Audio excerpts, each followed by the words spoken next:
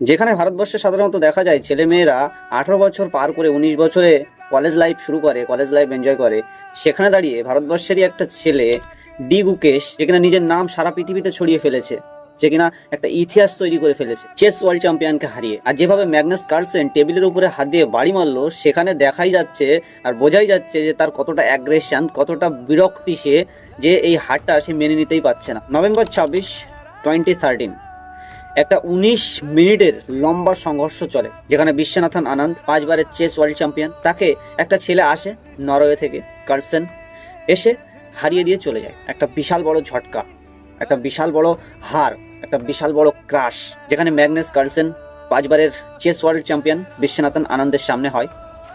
সেখানে 19 মিনিট ধরে টানা লড়াই চলে এবং শেষমেশ বিশ্বনাথন আনন্দ ম্যাগনাস কার্লসেনের কাছে পরাজিত হয়। জুন 02, 2025 একটা খবর আসে যে কি একটা 19 বছরের ছেলে, যে কিনা ওয়ার্ল্ড চ্যাম্পিয়নকে ম্যাগনাস কার্লসেনকে হারিয়ে দিয়েছে নরওয়ে চেস চ্যাম্পিয়নশিপে। একটা 19 বছরের ছেলে, যার কিনা চেস র্যাঙ্কিং ওয়ার্ল্ডে নাম্বার 3-তে আছে, এবং সে কিনা ওয়ার্ল্ড নাম্বার 1-কে হারিয়ে দিয়েছে। নরওয়ে চেস চ্যাম্পিয়নশিপে ওয়ার্ল্ড নাম্বার 1-কে ম্যাগনাস কার্লসেনকে হারিয়ে দিয়েছে।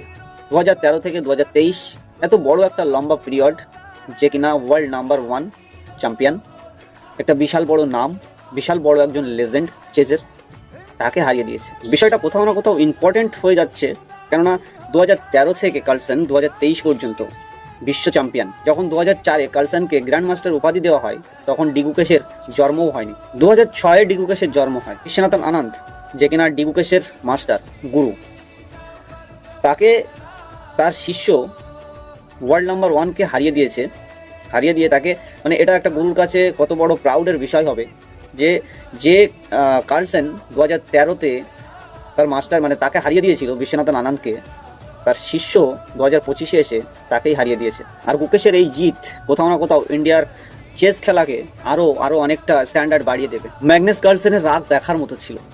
জাস্ট ও এতটা জোরে টেবিলে হাতটা মারলো আর মেরে উঠে চলে যাচ্ছে, অ্যাগ্রেশনটা জাস্ট, মানে অ্যাগ্রেশনে বুঝতেও পারছে না যে সে কোন দিকে যাচ্ছে। গুকেশ, গোটা ইন্ডিয়া তোমাকে স্যালুট করে, এবং গর্ব আমাদের এরকম প্লেয়ারের উপর, এবং গর্ব আমাদের ভারতীয় হওয়ার জন্য। Well played champ. জয় হিন্দ, জয় ভারত।